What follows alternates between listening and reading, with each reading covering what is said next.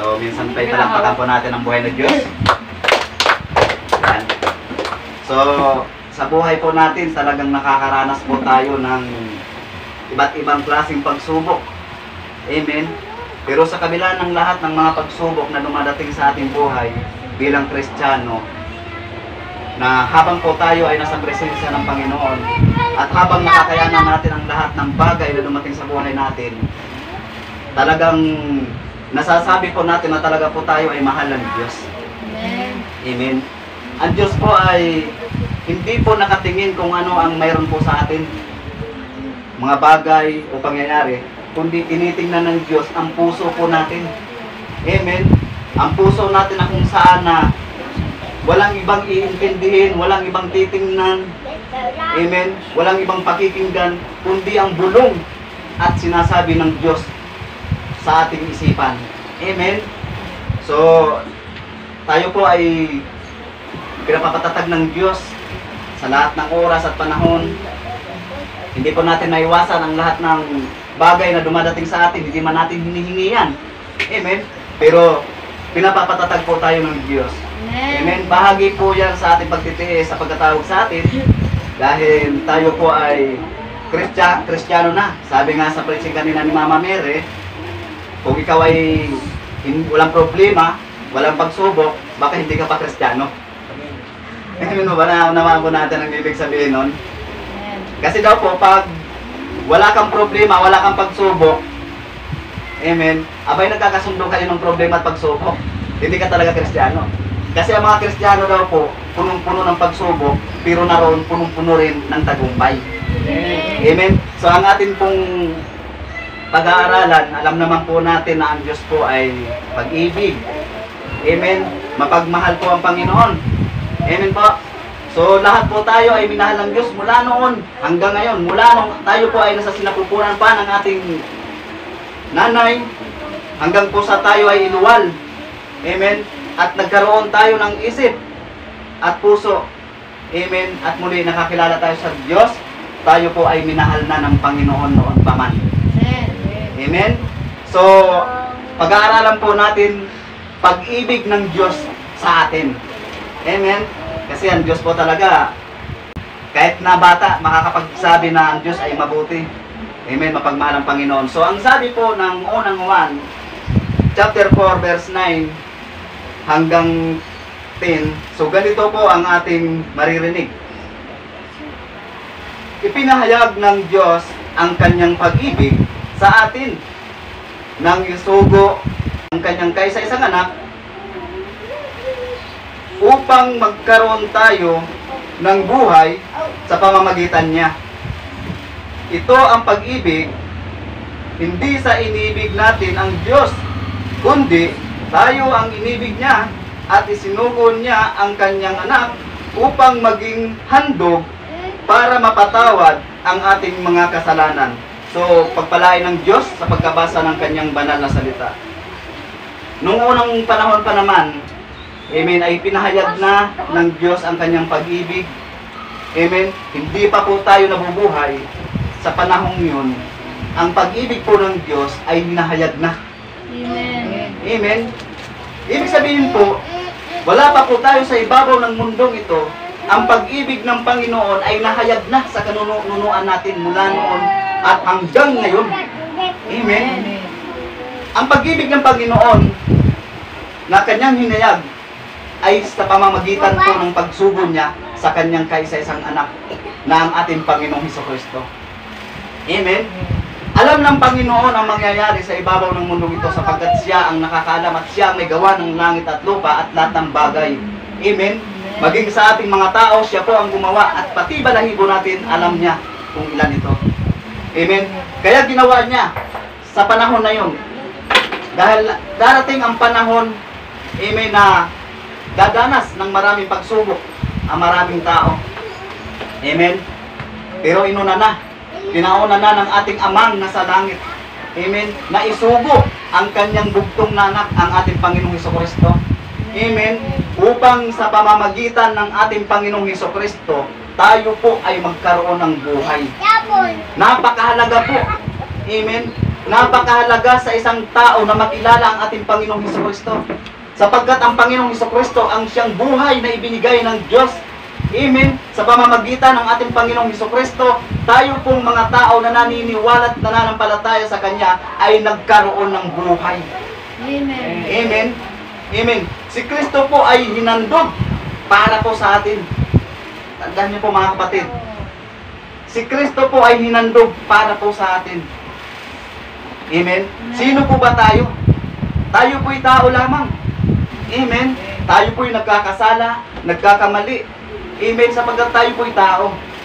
Amen. Pero sa kabila ng lahat ng ating pagiging masuwayin, matigas ang ulo, hindi sumusunod sa kalooban ng Panginoon, nung panahon na yun, nahayag na ang pag-ibig ng Diyos sa pamamagitan ng ating Panginoong Hesukristo, na siya po ay hinandog upang ang ating mga kasalanan, amen, ay mapatawad sa pamamagitan ng ating Panginoong Hesukristo. Amen. Amen. Tingnan niyo po. Hindi pa po tayo nagpahayag ng ating kasalanan. Wala pa po tayong sinasabi.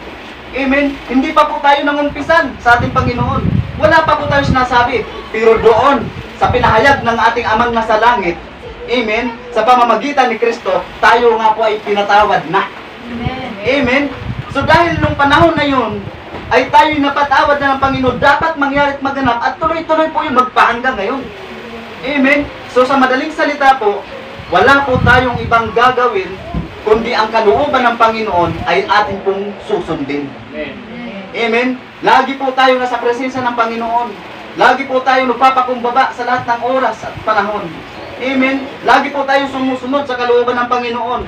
Amen. Lahat ng kanyang sinasabi sa banal na aklat, dapat po nating nasusunod, nagaganap. Amen. Lagi po tayo nagpapakabait sa Diyos. Ipagpatuloy po ang naganap nung panahon ni Jesus Christ. Amen.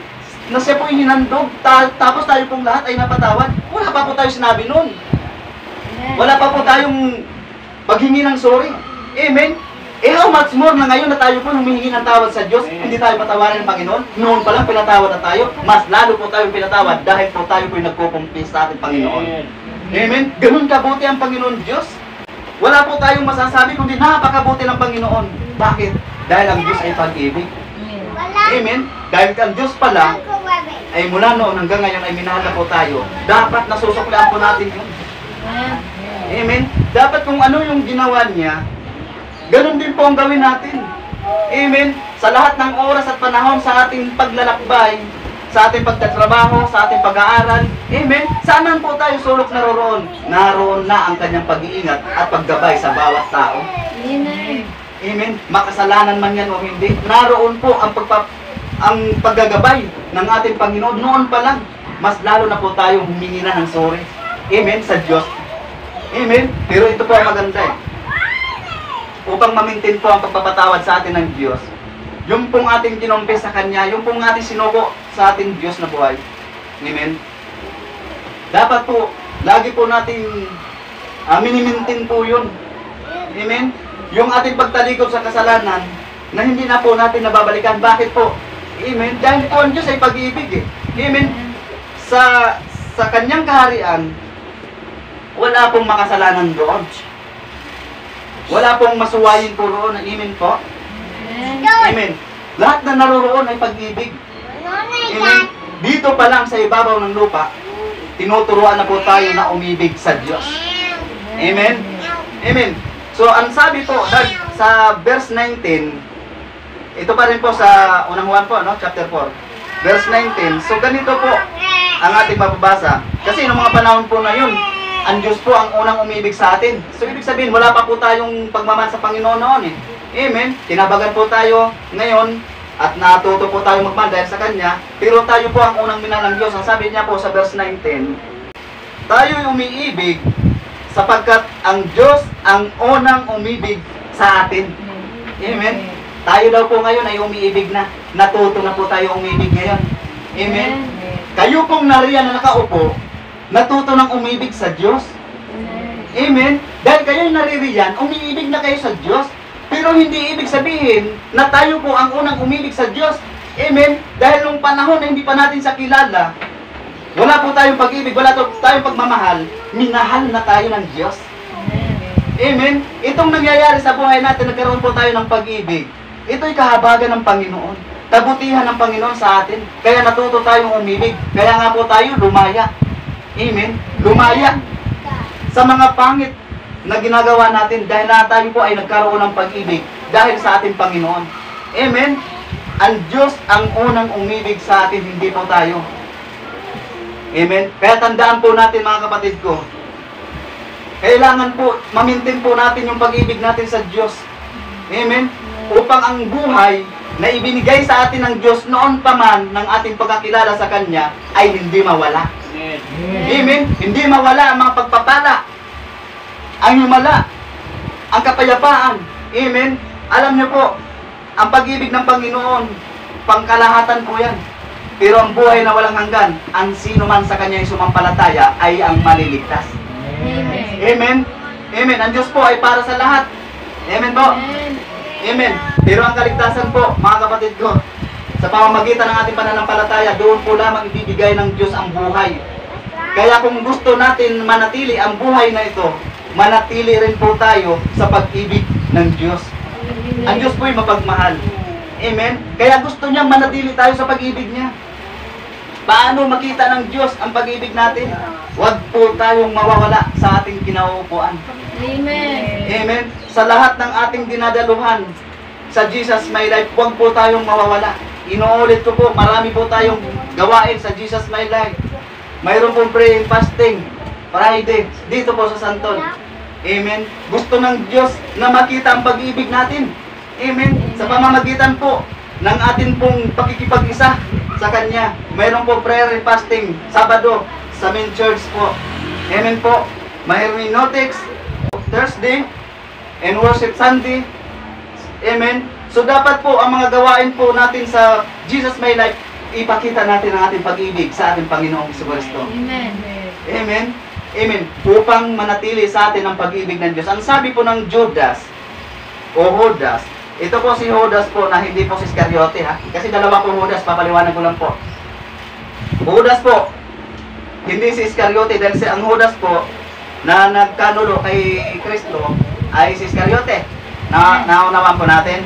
So ang sabi po ng Judas sa chapter 1 verse 21. So ganito po ang ating maririnig. Ang sabi niya po rito, manatili kayo sa pag-ibig ng Diyos habang naghihintay kayo sa ating Panginoong Jesucristo na magkakaloob sa inyo ng buhay na walang hanggan dahil sa Kanyang habag sa atin. Tingnan niyo po. Manatili kayo sa pag-ibig ng Diyos upang daw ang Diyos ay manatili sa atin. Amen? Tayo pong nananampalataya sa ating Panginoong Jesucristo, tayo po'y nag-iintay, amen, kung hanggang saan ang ating buhay. Naghahantay po tayo habang po tayo naglilingkod sa ating Panginoon. Habang lumilipas ang araw, ikalawang araw at maraming araw, habang po tayo nabubuhay, nag-aantay po tayo sa ating Panginoong Jesucristo. Amen? So, ibig sabihin, habang po tayo ay naghahantay sa ating Panginoong Jesucristo, huwag po tayong titigil sa pag-aantay. Huwag po tayong mainip. Amen? Hanggang wakas ng buhay natin ang ating pag-aantay. Ganun po ang pag-aantay sa ating Panginoon. Amen? Upang manatili ang buhay na gusto ng Diyos makamtan ng bawat sinuman sumasampalataya sa Kanya. Amen? Amen? Dahil ito ay habag ng Diyos sa buhay natin. Ang kahabagan ng Panginoon sa buhay natin. Alam niyo po, napakapalad natin. Inahabagan tayo ng Diyos. Amen. Amen?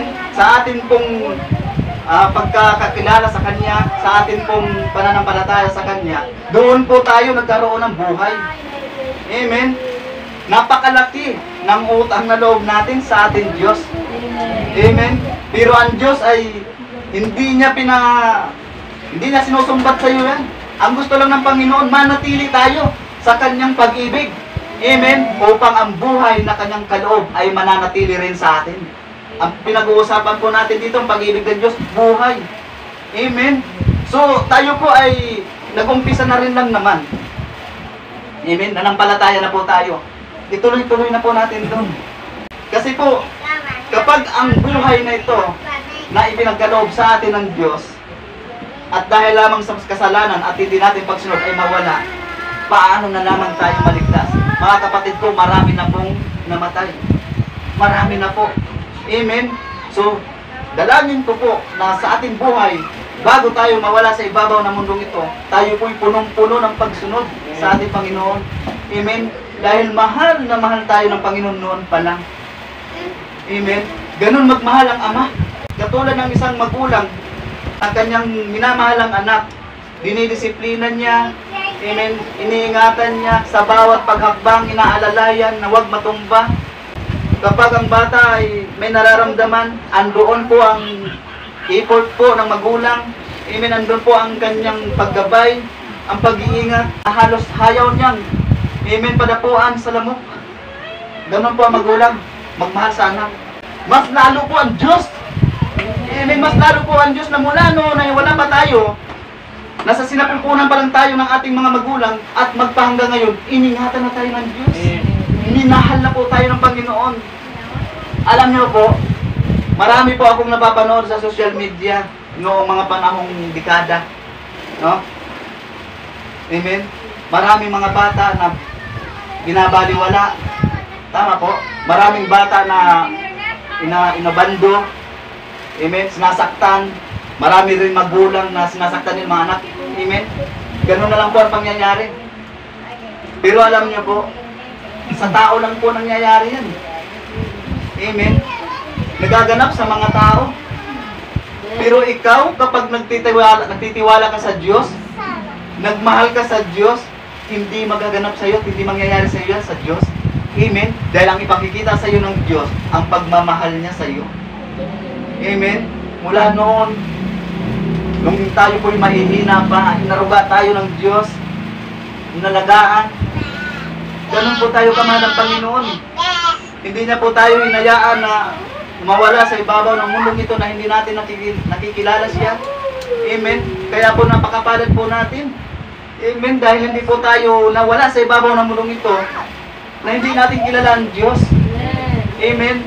So ang pag-ibig ng Panginoon sa ating buhay mula noon hanggang ngayon, dapat na-appreciate po natin. Gantihan po natin ang pagmamahal din. Sa anong paraan? Amen. Sa paraang pananampalataya. Sa paraang pagtitipon. Ang gaya po ng sinabi ng Hebreo 10:25. Na sa bawat pagkakatipon, tandaan po natin mga kapatid, na huwag po tayong mawawala sa mga pagtitipon. Amen. Dahil ang gusto ng Panginoon, lagi kang nakikita riyan. Ang gusto ng Panginoon, ang buhay na ibinibigay niya sa atin, ay hindi mawala at makasama natin siya pagdating ng panahon na tayo ay lumisan sa ibabaw ng mundong ito. Amen? Pero hindi pa tayo lilisan ngayon. Kasi kailangan pa natin maglingkod eh. Amen? Pero dumadanas tayo ng mga pagsubok. Amen? Pero ang sabi ng Santiago chapter 1 verse 12, pinagpala o mapalad ang mga dumadanas ng mga pagsubok. Dahil pagkatapos siyang subukin at malampasan niya ito, ay mayroon siyang gantimpala na buhay. Ganon po ang Panginoon. So ibig sabihin po pala, kapag tayo po pala ay may pagsubok, may nararanasan po tayong mga kapighatian, hindi po tayo nawawala sa ating kinauupuan. Amen. Amen. May pagsubok ka, may problema ka, nakakapagbasa ka ng Biblia. Amen. May suliranin ka. Nakaupo ka pa rin dyan at nakikinig sa salita ng Diyos. Amen po. Na para bang ikaw ay binagsakan ng langit at lupa, nakakapagsamba ka pa rin. Anong sabi ng Panginoon? Pagkatapos mo malampasan ang mga pagsubok, buhay na walang hanggan. Amen. Ganun po kabuti ang Panginoon. Ang sabi po ng Roma chapter 5, verse 8. Salamat po sa Diyos. Yan. So ang sabi po sa verse 8, ganito po ang ating marinig. Ngunit, pinatunayan ng Diyos ang kanyang pag-ibig sa atin. Nang mamatay si Kristo para sa atin. Noong tayo'y makasalanan pa. Pinatunayan ng Diyos ang kanyang pag-ibig sa atin, mga kapatid ko. Amen? Nung tayo po'y makasalanan pa. Nung makasalanan pa po tayo, mga kapatid ko, tingnan nyo po, balikan po natin yung ating nakaraan. Habang tayo po'y lumalakad sa ibabaw ng mundong ito, na hindi po tayo sumasampalataya sa Diyos, tayo po'y makasalanan ng mga panahon na yun. Siguro tayo po nagmumura pa noon, no? Nakikipag-away, amen, nagchichismis, at marami pang ibang kasalanan. Pero tingnan niyo po noon na hindi pa tayo nakakilala sa Kanya, tayo po'y makasalanan pa ng mga panahon na yun, pinatunayan na ng Diyos ang Kanyang pag-ibig sa atin sa pamamagitan po ni Kristo. Bakit po? Dahil si Kristo po ng mga panahon na yun, namatay. Kanino? Para kanino? Sa'yo, at sa atin. Ibig sabihin po, doon po ay ma-appreciate po natin ang pag-ibig ng Diyos sa ating buhay. Amen? Na ibig sabihin, sa pagkamatay ng ating Panginoong Jesucristo, tayo po ay nabuhay sa pamamagitan niya. At doon napatunayan ang pag-ibig ng Diyos sa lahat ng maraming tao, makasalanang tao. Tayo po'y kinahabagan ng Panginoon. Tayo po ngayon ay natuto ng umibig sa ating Diyos na buhay. Umibig na rin lang naman tayo sa ating Panginoon hanggang wakas na po ang gawin natin pag-ibig sa Diyos. Amen? Dahil pag tayo po ay nawala ng pag-ibig sa Panginoon, nanlamig ang ating pananampalataya, tandaan po natin ito mga kapatid ko. Kapag tayo po ay lumabas sa presensya po ng Panginoon, si Satanas po ay hindi marunong umibig. Amen? Pinapatay niya ang tao. Amen? Pinagagawa niya ng masama at kasalanan. Kapag ganun ang nangyari sa bawat tao, no, hindi na po siya maliligtas. Wala na pong kaligtasan. Pero tayo po na habang nabubuhay sa ibabaw ng mundong ito at binigyan ng Diyos ng pagkakataon upang magsikap, amen, na magmahal, no, sa Kanya. Tayo po ay maliligtas sa pamamagitan ng ating pananampalataya sa ating Diyos. Amen. Ayaw ng Panginoon na ang sino man sa atin ay mawala ng pag-ibig. Amen. Kasi kapag ang isang tao walang pag-ibig, pag walang pag-ibig ang isang tao, magagawa na niya ang lahat ng ipapagawa ni Satanas. Kaya na niyang manira ng tao. Kaya na niyang gumawa ng kasalanan. Pwede na siyang uminom ng alak, manigarilyo, magbisyo at marami pang iba na kasalanan. Ipapagawa ni Satanas yan. Amen. Lahat ng pangit na salita, ipagagawa ni Satanas yan sa isang taong lumayo sa pag-ibig ng Diyos. Ang gusto ng Panginoon, manatili po tayo sa pag-ibig ng Panginoon. Amen. Na kapag tayo po ay nasa pag-ibig ng Panginoon, lahat po na ating ginagawa, pinag-iisipan po natin kung gawin natin o hindi kapag mali. Amen. Kapag hindi maganda, napag-iisipan po natin. Amen. Kapag gumawa tayo ng mali, amen, nawawalay po tayo sa pag-ibig ng Diyos. Amen. Dahil ang pag-ibig ng Diyos ay mabuti, nakakagawa ng mabuti. Amen. At kapag may pag-ibig siya sa Diyos, hindi rin po siya nawawala sa kanyang inuupuan. Amen. Lagi siyang nakikinig sa salita ng Diyos. Bakit? Mahal na mahal niya ang Panginoon. Amen. Ganun po ang nagmamahal Kristiyano sa Panginoon. Amen. Hindi siya nawawala. Ano man ang kanyang narinig, ano man ang nakita na pang-discourage sa kanyang buhay, kailanman ay hindi niya iisiping umalis sa kanyang kinaupuan at makinig sa salita ng Diyos. Amen. Hindi niya tinitingnan ang problema. Hindi niya tinitingnan ang sinasabi ng tao pang-discourage sa kanya. Ang tinitingnan niya, amen, kung paano siya magtagumpay sa ibabaw ng mundo ito. Amen. At kung paano siya mabuhay magpakailanman. Amen po. Ganun po kabuti ang Panginoon. Ang sabi niya po, ibalikan po natin ang unang Juan chapter 4. Sa verse 11, ganito po ang ating maririnig.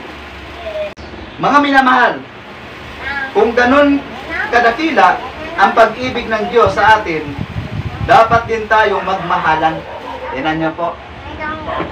Kung ganun daw po kadakila ang pag-ibig ng Diyos, dapat daw po tayo ay nagmamahalan.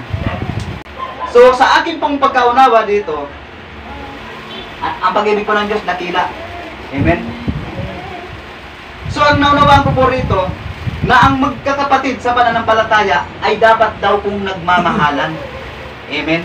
Wala pong nagsisiraan. Amen? Wala pong galit, tampo, hinanakit sa kanyang kapatid. Amen? Ang bawat isa po ay nagmamalasakit. Ito po ang aking naunawaan, nagmamahalan. Amen? Nag-aabutan. Amen? Upang maganap ang pag-ibig ng Diyos sa buhay natin. Marami na pong mga naglilingkod sa Diyos na buhay. Tama po yun. Pero marami na rin po, Amen? Na nagngangat-ngatan. Alam niyo po yun? Nag-aaway-away na hindi po sila nagkakaunawaan. Amen? Walang pag-ibig. Wala pa akong binabanggit kung sino man sila. Amen? Kung ano man ang relihiyon mayroon sila. Amen? Marami na po tayong nakikita at naririnig. Amen? Hindi po ganun ang Kristiyano. Dapat po ang mga Kristiyano nagmamalasakitan po. Amen? Kung sino po may problema, kung ano ang abot natin makakaya o sa panalangin, amen, ganun po ang gagawin natin eh. Amen? Sa lahat ng gusto ng Diyos, sa lahat ng kalooban ng Panginoon, na yun po dapat ang mangyari at maganap sa mga nagmamahalang magkakapatid. Amen? Amen? Kasi bawal sa Panginoon na nagsisiraan. Kasi tingnan nyo po, kapag nagsisiraan ng magkakapatid, siyempre makakapagsalita ka ng hindi maganda sa isang kapatid. Kapag naitanim niya sa puso ito at bumulong ang kaaway, amen, na huwag ka nang magsimba, huwag ka nang umattend sa Bible study, huwag ka nang mag-pray and fasting, huwag ka nang pumunta roon dahil ganun lang naman ang ginagawa sa iyo. Sasabihin ng diablo yan sa kanya. Kapag tumubo sa kanya yon, amen, magkakaroon siya ng pride. Amen? At ganun ang gagawin. Pananagutan po natin sa Diyos yun. Tama po? Anong gusto ng Diyos? Magmahalan kayo dahil dakila ang aking pag-ibig. Amen? Ganun po dapat. Amen? Hindi po natin pwedeng siraan ang isang tao. Ang ating mga kapatid. Amen? Kapag nangihina, palakasin po natin sa pamamagitan po ng mabubuting salita ng Diyos. Amen? Yun ang naman po ang ating alam gawin eh. Amen? Ang palakasin sila sa pamamagitan ng salita ng Diyos. Amen? Para maganap at mangyari ang gusto ng Panginoon. Na kung ganun kadakila kanyang pag-ibig, tayong magkakapatid sa Panginoon ay dapat nagmamahalan. Amen? Kahit saan man naroon, no? Kaya, siyempre tayo naman po, dapat kung may problema man po tayo, ano man po problema natin, ano man po yung nagiging gamit ng diablo para tayo hadlangan sa pagsamba, sabihin po natin. Amen po? Sabihin natin sa ating mga kapatid sa pananampalataya, sa mga leaders, amen, sa pastor, no? Sabihin po natin kung ano ang problema nang sa ganon ay magkakaroon po tayo ng solusyon na galing sa Diyos. Tama po? Amen. Wag po tayo mahiya sa ating buhay dahil ang gusto ng Panginoon manatili ang pagmamahalan bilang magkakapatid. Siyempre, dahil nagmamahalan po tayo bilang magkakapatid, lagi-lagi po tayo sa presensya ng Panginoon dahil doon po ang gusto ng Diyos. Amen. Amen? Yun talaga eh. Bakit? Kasi nga, bukod sa pinagpapala ka ng Diyos, o sabihin natin magandang trabaho, pinagpala ka ng magandang trabaho, tama po mga kapatid ko? Pinagpala ka ng magandang sahod, malaki. Amen? Kumikita ka. Pagpapala po yan. Amen? Pero higit sa lahat, na gusto ng Diyos na makarating sa iyo na pagpapala, bukod doon sa mga material na bagay, ay yun po ng buhay na walang hanggan. Amen? May tao po ba dyan? Palakpak nga po ang nakakaunawa. Amen. So ano, ang sabi ng Diyos, magmahalan lang po tayo. Amen? Mahalin natin yung mga nanguusig sa atin, yung mga nagsasalita ng pangit sa atin, mahalin lang natin sila. Amen? Kung hindi natin kayang tingnan sila, at para hindi na rin po tayo magkasala, edi umalis na lang po tayo. Amen? At pumasok sa kwarto at manalangin. Amen. Amen? Kasi yun po ang gusto ng Diyos eh. So, hanggang dito lang po ako. Dudugtungan po natin to sa muli kong pagbabalik. Okay lang po mga kapatid ko? Dudugtungan po natin to dahil mahal na mahal tayo ng Panginoon. Amen. Amen? Talagang gumaganon po yung, dapat ang ating puso, ganito po gumalaw, oh. Kapag may pag-ibig sa Diyos, oh. Di ba? Dahil natin ang Panginoon. Palakpakan po natin ang buhay na Diyos sa buhay po niya.